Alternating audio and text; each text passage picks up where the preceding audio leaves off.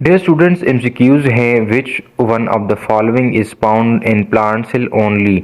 जो ऑप्शंस हैं, A option प्रोक्सिसोम्स हैं, बी ऑप्शन लाइसोसोम्स हैं, सी ऑप्शन ग्लेक्सिसोम्स हैं, डी ऑप्शन राइबोसोम्स हैं। क्वेश्चन ये है कि ऐसी ऑर्गेनेली हैं इनमें से कि जो कि सिर्फ और सिर्फ प्लांट सेल में मौजूद होता है और एनिमल सेल में ये मौजूद नहीं होता। इसमें करेक्ट ऑप्शन हमारे पास गैलेक्सिसोम्स है। गैलेक्सिसोम एक ऐसी ऑर्गेनेली है जो कि सिर्फ प्लांट सेल में ये मौजूद होता है। गैलेक्सिसोम एक सिंगल बाउंडेड ऑर्गेनेली है जो कि पार्टिकुलरली प्लांट सेल के अंदर ये मौजूद होती है। और जो मोस्टली जो स्टोरेज टिश्यूज़ होते हैं सीड्स के, तो वो मोस्टली वहाँ पर मौजूद होते हैं।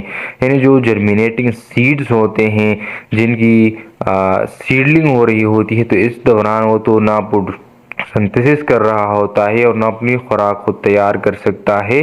तो इसमें ये स्टोरेज टिश्यू की वजह से ये उग आता है और उगने के नतीजे में उसमें फिर स्टेम पैदा होता है, लीफ पैदा होता है और वो फिर आगे जाकर ऑटोट्रॉपिक बन जाता है। लेकिन इनिशियली जब अगर हम बात करें सीड की, तो वो हेटेरोट्रॉपिक होता है, मतलब अपनी खुराक खुद तैयार कर सकने की उसके अंदर एबिलिटी मौजूद नहीं होती। तो वो क्यों उग आता है फिर? तो ये इसलिए उग आता है कि उसमें स्टोरेज टिश्यूज़ होते हैं, उसमें ग्लेक्सिसोम्स होता है और स्टोरेज टिश्यू और इसमें फिर खुराक की मौजूदगी होने की वजह से ये जो सीडलिंग होते हैं सीड्स के, ये इंश्योर हो जाता है।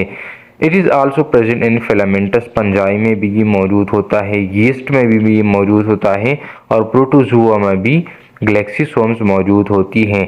दे कंटेन वेरियस एंजाइम्स के साथ इसमें मुख्तलिफ एंजाइम्स भी होते हैं, जैसे ग्लाइकोलिक एसिड हैं, ऑक्सीडेज हैं और केटलेज। ये सारे के सारे एंजाइम्स ग्लेक्सिसोम्स यानी इसके साथ ये मौजूद होती हैं। ठीक है। They convert fatty acid into carbohydrates through glyoxylate cycle. Glyoxylate cycle के लिए जो रिस्पॉन्सिबल है वो भी ग्लाइक्सिसोम्स हैं। ये था एक छोटा सा एमसीक्यूज, कोई सवाल हो तो आप पूछ सकते हैं।